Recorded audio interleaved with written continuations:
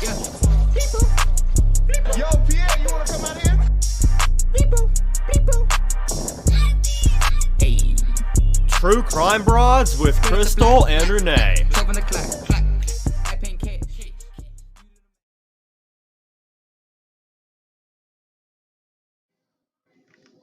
Like this show and want to make your own? Let me tell you about Anchor. It's free. There's creation tools that allow you to record and edit your podcast right from your phone or computer. Now you can even add any song from Spotify directly to your episodes. The possibilities are endless for what you can create, whether it's music analysis, your own radio show, or something the world's never heard before. One of the things I like most about Anchor is they distribute your podcast for you, so it can be heard on Spotify, Apple Podcasts, and many more. You can make money from your podcast with no minimum listenership. It's everything you need to make a podcast in one place. Download the free Anchor app or go to anchor.fm to get started today. Hello, welcome to True Crime Broads. This is Crystal. And Renee. And we appreciate you joining us this evening. Renee, how are you doing? Any news? I'm doing good. I just went out of town last week. I am actually, of course, I saw you today, but for people that don't know, I broke my wrist 2 months ago.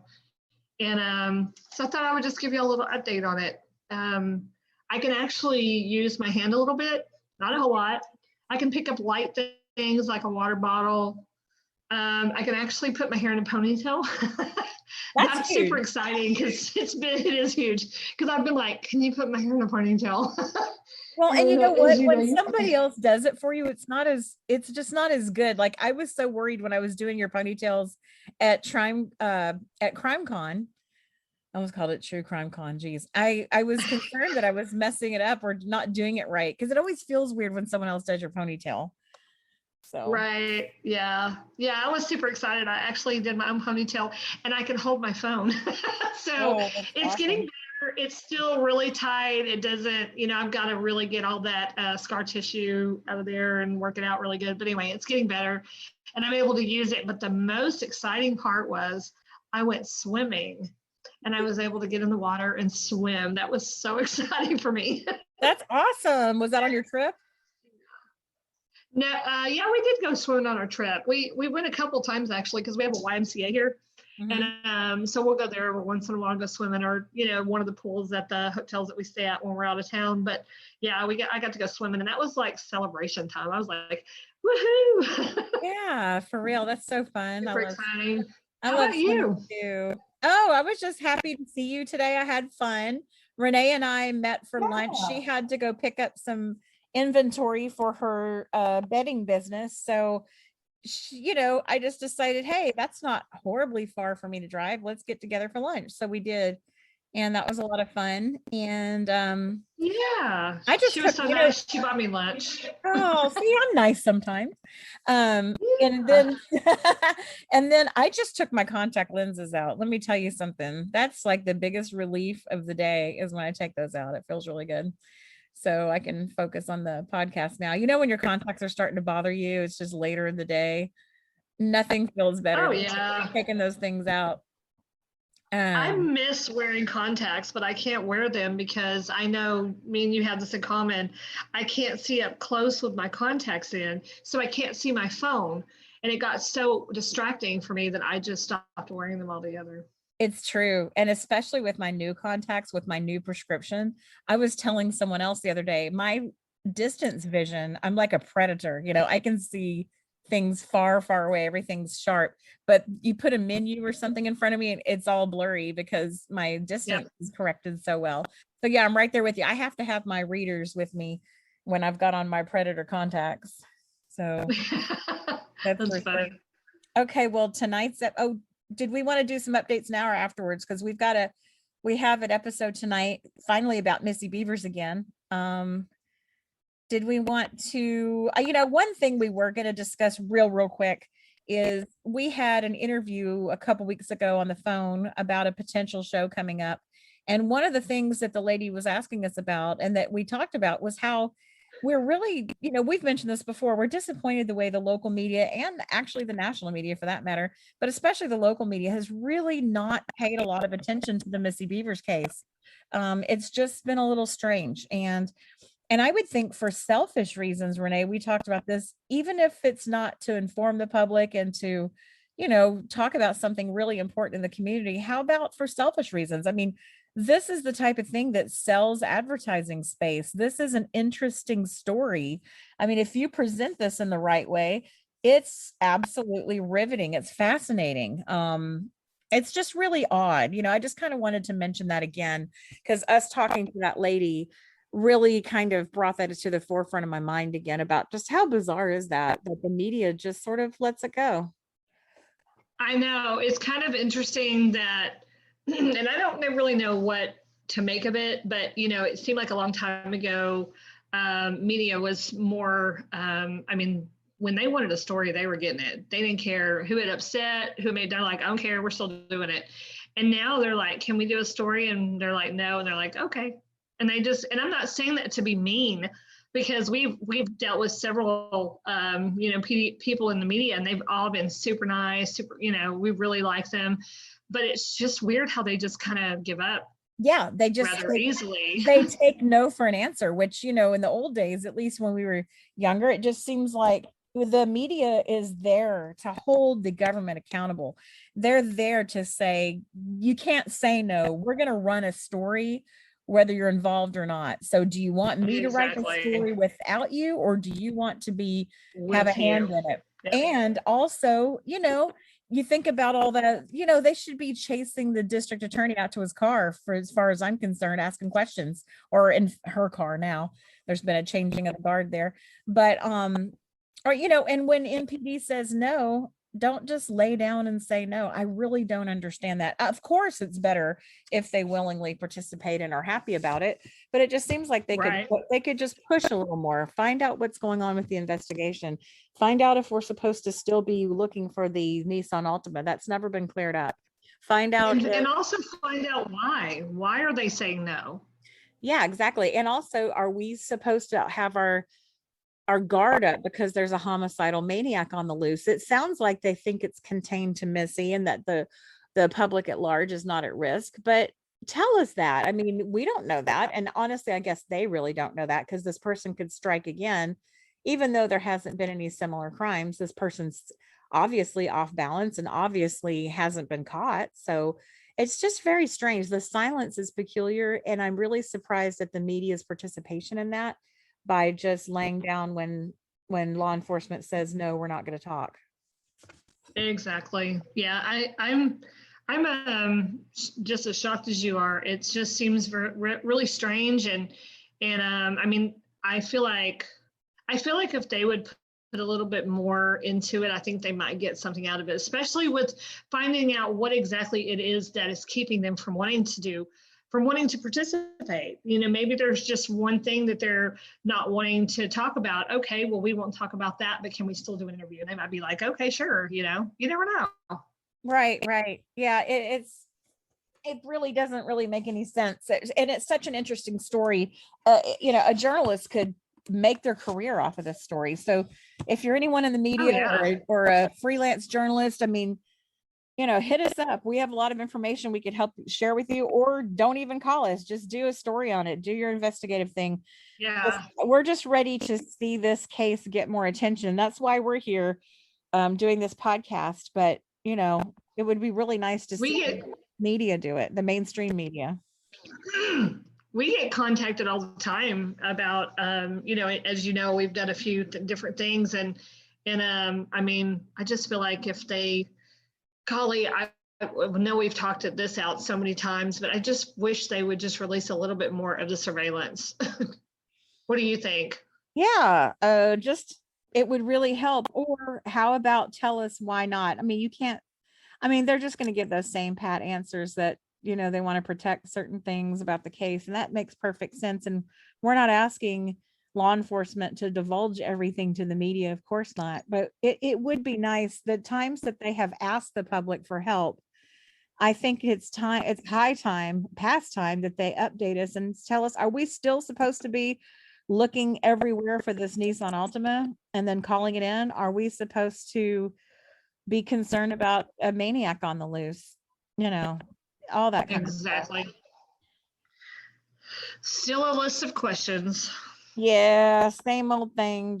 We just kind of repackage it every now and then because we get exasperated, but it's nothing we haven't said before. Okay, so there was something else I was wanting to mention that was in the news recently, and I meant to mention it on a previous podcast, and it just got away from me. This was actually a couple of months ago. It was in May.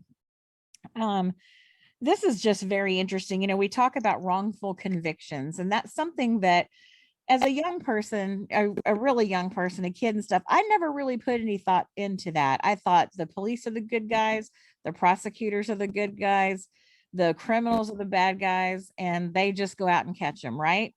Well, I got older and I learned a little more, and I realized that's not always the case. Prosecutors can sometimes get a little overzealous.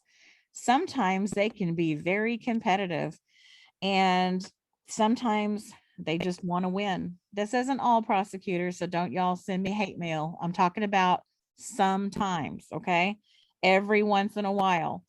And I just found this to be very enlightening because, you know, I get really sick and tired and really sad watching these people who've been in prison for 30 years or however long. And then you see them on the news being paraded out of the prison or jail. And it's like, wow, they were wrongfully convicted all those years. You can't get those years back. Sometimes they'll get a little lump sum of money, but that's not going to repay you for all that time that you lost with your family and your career and everything and just your freedom. So, and you know, we talked about this, you, me, and your daughter, my daughter, actually, Brittany, Right. we were talking about the death penalty, and you can't reverse the death penalty when there's mistakes made by the state. So I just wanted to mention this. It was in the news. A Dallas County prosecutor had gotten in trouble for withholding evidence that was exculpatory evidence in a case that Unbelievable. he was prosecuting, and he actually got disbarred, and the two men thankfully were cleared of the murder. And his name is Rick Jackson here in Dallas, and he is apparently the fourth lawyer in the county to lose his law license after misconduct that led to wrongful convictions. This is the first one I've actually noticed in the media. Not sure how strongly they covered the other three because I only remember seeing this one. But I'm just glad to see there's finally going to be some consequences for this behavior. It just seems like it's been going on a while, and you see examples of it in cases all over the United States. So I'm just happy to see there finally be some consequences. So that was all I wanted to say. Right. And No, that is a big issue, and I'm glad that some, you know, that things might potentially start to turn around in that realm, because it's just not acceptable. right. Okay. So did we have anything else we wanted to cover before we jumped into the episode? Oh, so we talked about the playing cards that Yes. were going to be distributed throughout, and I say throughout Ellis County. I think it's actually, they're going to two different jails. They're going to be going to Ellis County Sheriff's Office, which is in Waxahachie where I live, and then Midlothian Police Department. So they distributed 200 packs of cards in Waxahachie, because that's where the county is of Ellis County Jail, and then Midlothian Police Department is getting 20. And Crime Stoppers of Ellis County is the ones that actually paid for these for the Missy Bevers case, and Sherry is the one that helped me over there get this done. So we are so thankful to them for getting this handled, getting these cards you know, put together and distributing to the jails. We're so thankful for that, because I mean, anything that can potentially get us more tips in to get this thing solved is what we're going for. So we're super happy about that. That is so cool. When you first told me about that, I thought that's the neatest thing. And I'm like you know, that was one of the reasons Renee and I met today, is I really wanted to see those cards and she wanted to show them to me. So we got together for lunch. And that was just amazing to see it. And I'm exactly like you. I thought it was going to be like a few cards about Missy and a deck of cards about different cases. So that's really cool that this whole deck of cards is about her. Exactly. Yeah, it's really good. I mean, this doesn't happen across the board, so we're super happy that this is, came together, and we're Right. hoping that it makes a difference. You said soupy happy, and I don't know. I had let I me just think I'm tell you, sorry. I must be tired because that really wasn't that funny. my Okay. Um, my daughter is she's always telling me what moon is in what, and oh yeah, and there retrograde must and all be that.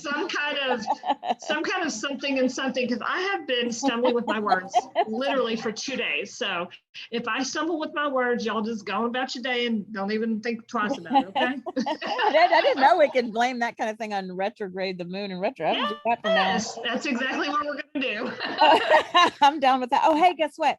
We got a really good review on Apple Reviews, you guys. We thank you so much. This person's name is, I'm not going to try to pronounce it.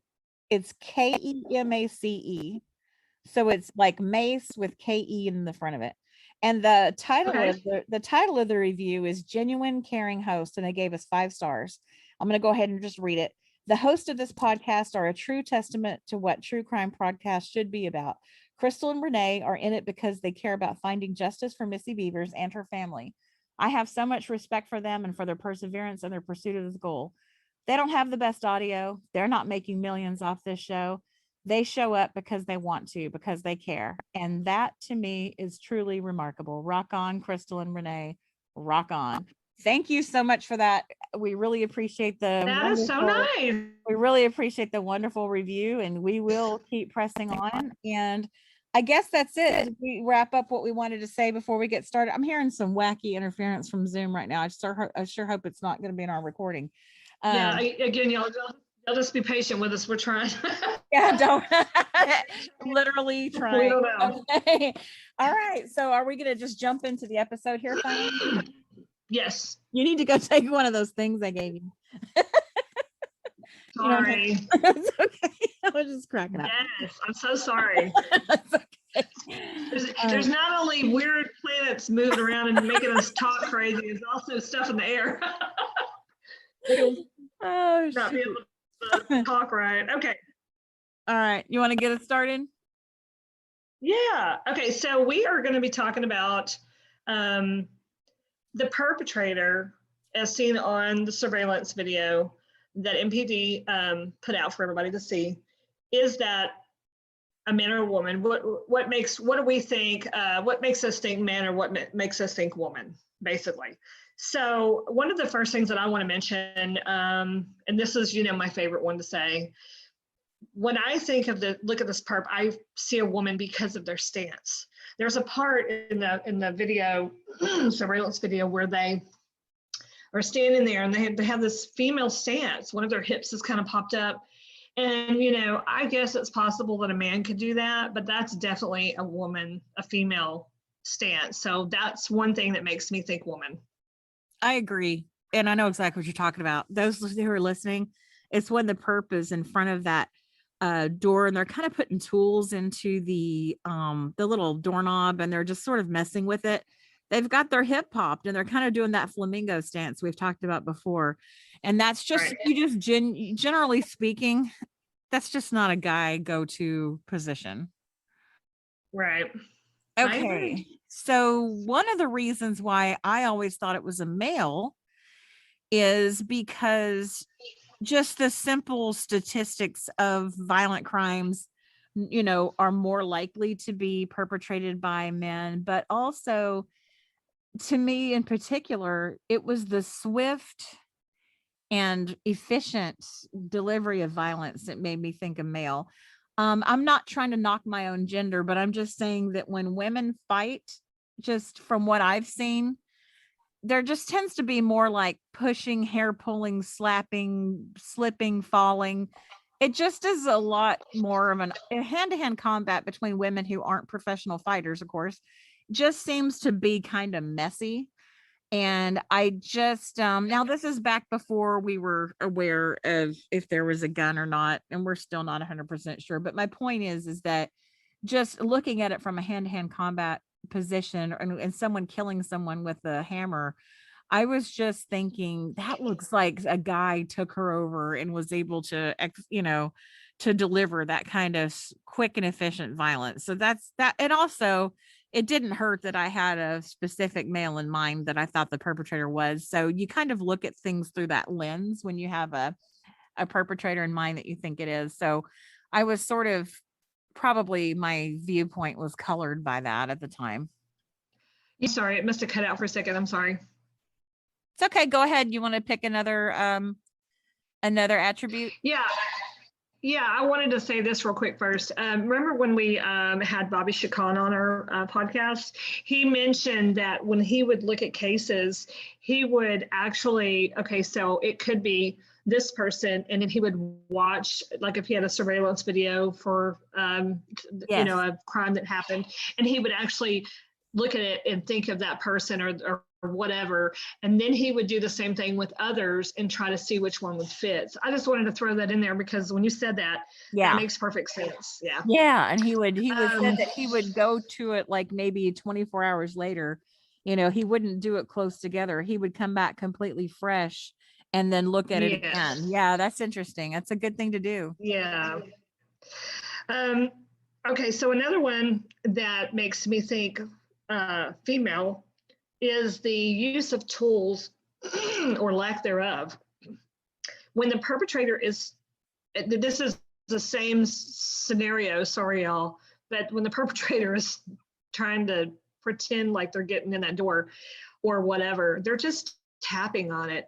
And I just don't see a man or my husband or any man standing over there just tapping on something gently like that. I would see them like, sticking that screwdriver in there or that crowbar and, actually popping that door out. So that's another thing that makes me think female, because they're just using those tools like they're not familiar with them, or they don't really know what to do or how much force to use with it. So that's another. And you mentioned something that was one of the reasons why I used to argue it was a male.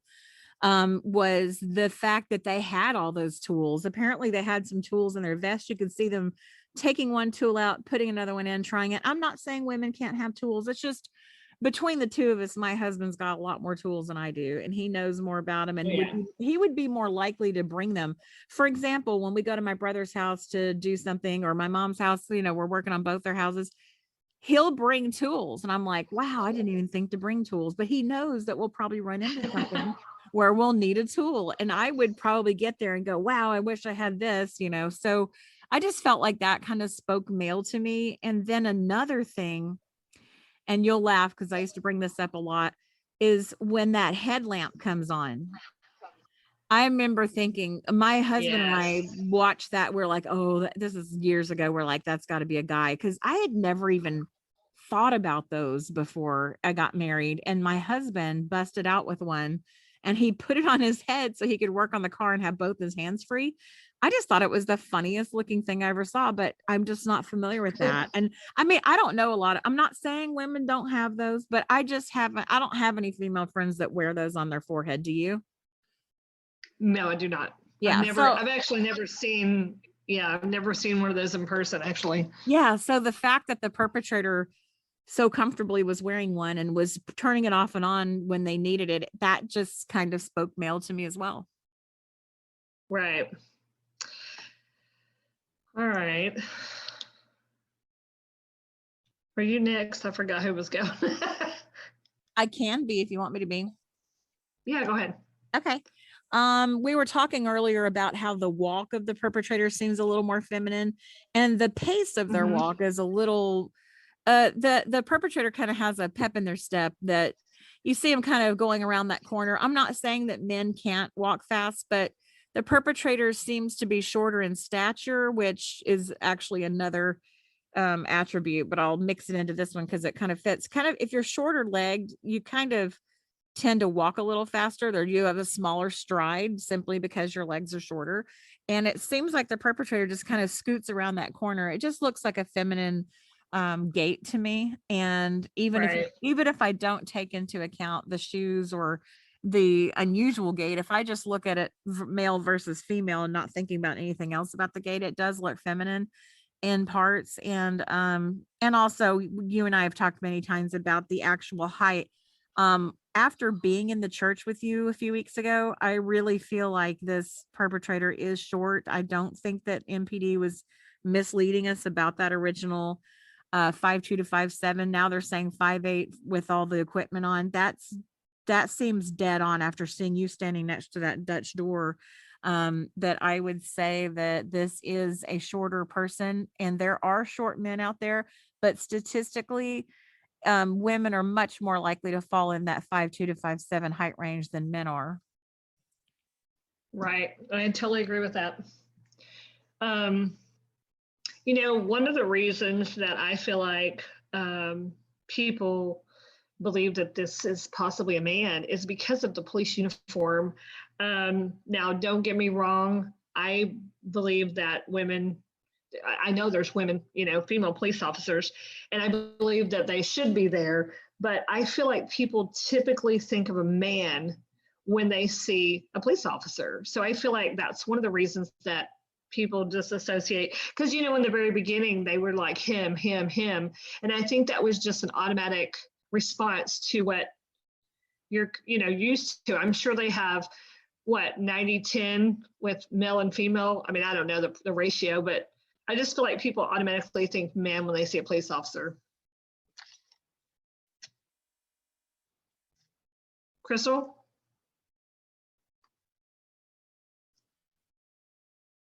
We must be having some technical difficulties. Hang on just a second, y'all.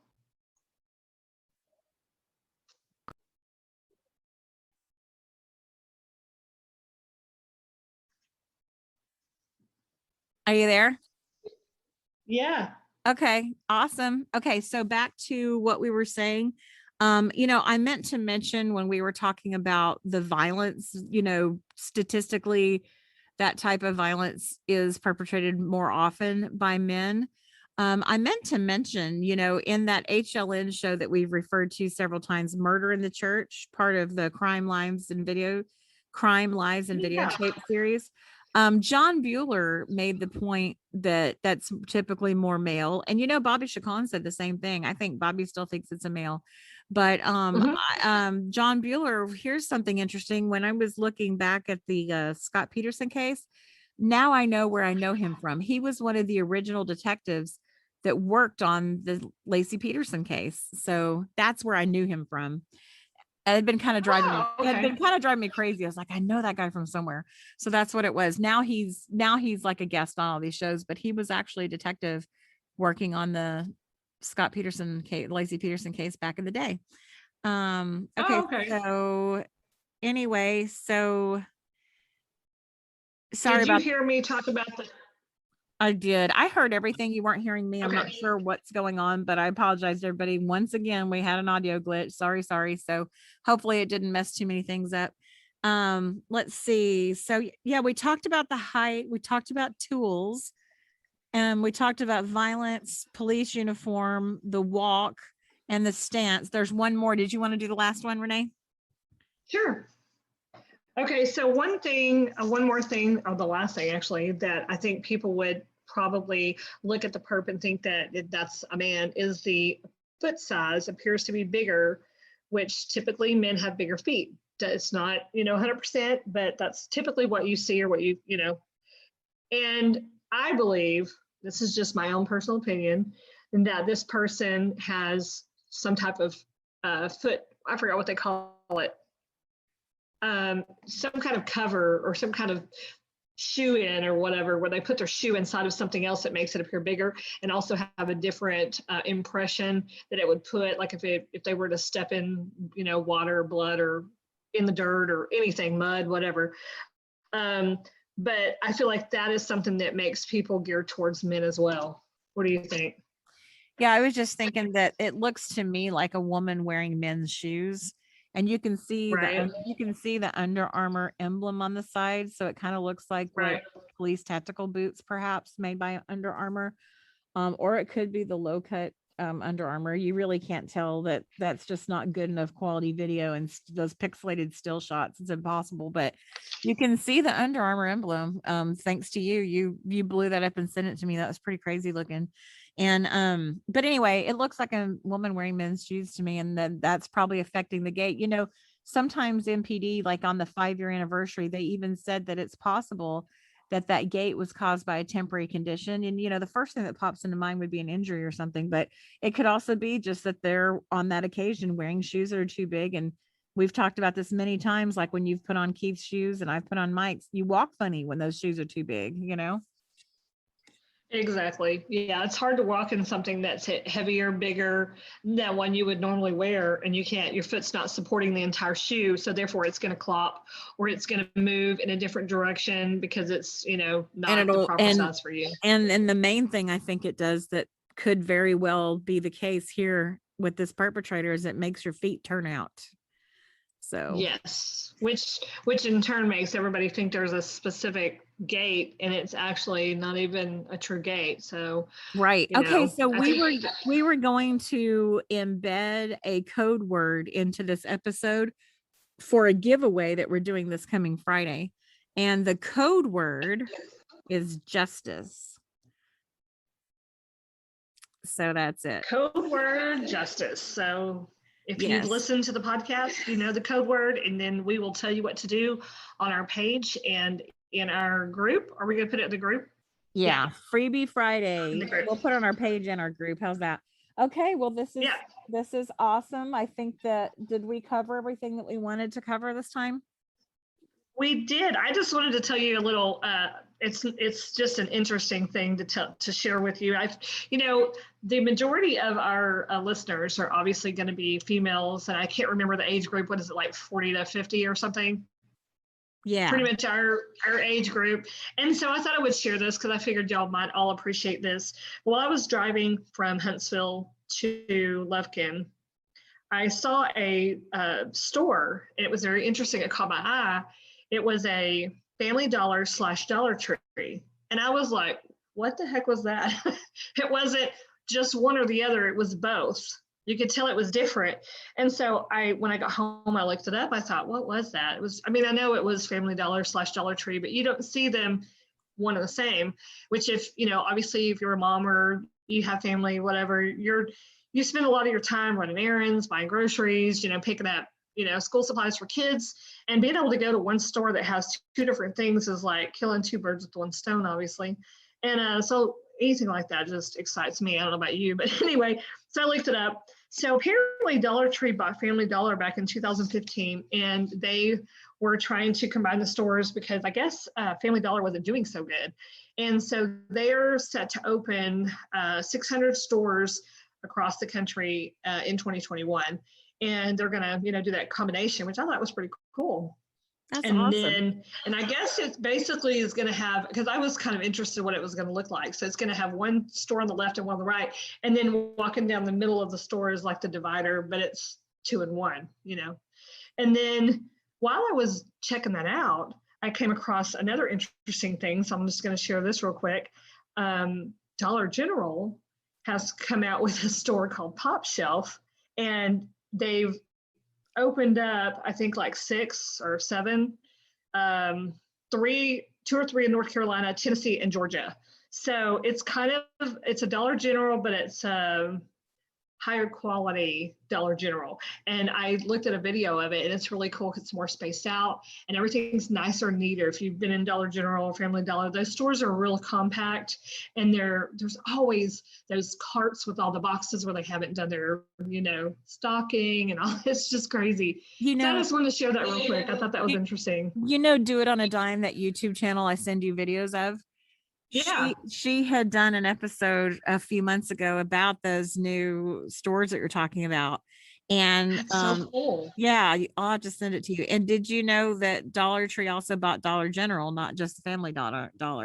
So that's cool. Yeah, I saw something right after that, and I didn't have enough time to do that, look at all that, because I was so interested. I was like, this is so cool. They're supposed to debut those Pop Shelves in the fall, so that's going to be awesome. I know. I hope we get one. It looks like a Five Below. I know. I love Five Below. I know, I do too. They're really neat. I'm just hoping they bring some around, but this is what I thought was interesting. It says that they're gearing towards people with higher income bracket, and it's going to be a $5 below most, not everything, but most of everything will be. And I was like, what? That's Like, cool. I know it's just kind of weird how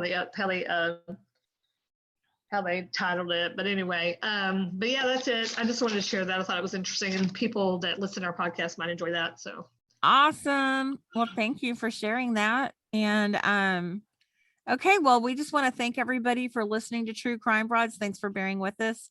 You want to hear something really funny? I'm not even sure that Sure. that was, I don't even know if that was actually an audio problem. I might have hit the mute button, and it's so easy for me to hit it by accident. I think that might be what happened. I'm still not sure. Okay. What Okay. what I a didn't know what dip. happened. I was like, uh-oh. Now those little popping sounds, I sure hope those don't come across. I don't know what that was. Okay, well, thank you again, everyone, for sticking with us here at True Crime Broads, and we appreciate each and every one of you greatly, and we hope to talk to you soon. Good night.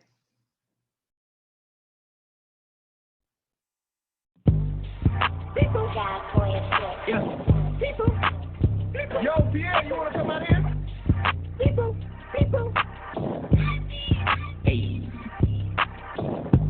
Straight up the black, open the clap, I paint cash, you do the math. I bust the bag, you took the tab. How could you fast? You at a gas. Moneyness, status in my crew. Everywhere we go, we dripping like we fool. Everywhere we go, we dripping till we cool. Dripping in the summer shade, people do not know shade. Hey. Margiela on my shoes, Mason Margiela, and I walk around like shoo. Good, you do the man, you do the man. Ubo. Don't need a coat, engine too hot, little hoo-hoo, in a drop top, money overflow, it can't stop, look at your bank, it's a quick drop, diamonds round my neck, looking sharp, you a little minnow, I'm a shark, my future bright, but yours dark, flexing a foreign, push to start, you pull up in the Chevy, you so boring, my bank heavy, pull up in a foreign, if you start to talk to you in the morning, please don't speak, cause I'll be snoring. Oh no, Lebo's back. Skirt off the block, 12 on the clock. I paint cash, you do the math. I bust the bag, you take a tab. Why could you fast? You at a gas. Skirt off the block, 12 on the clock. I paint cash, you do the math. I bust the bag, you took a tab. Why could you fast? You at a gas.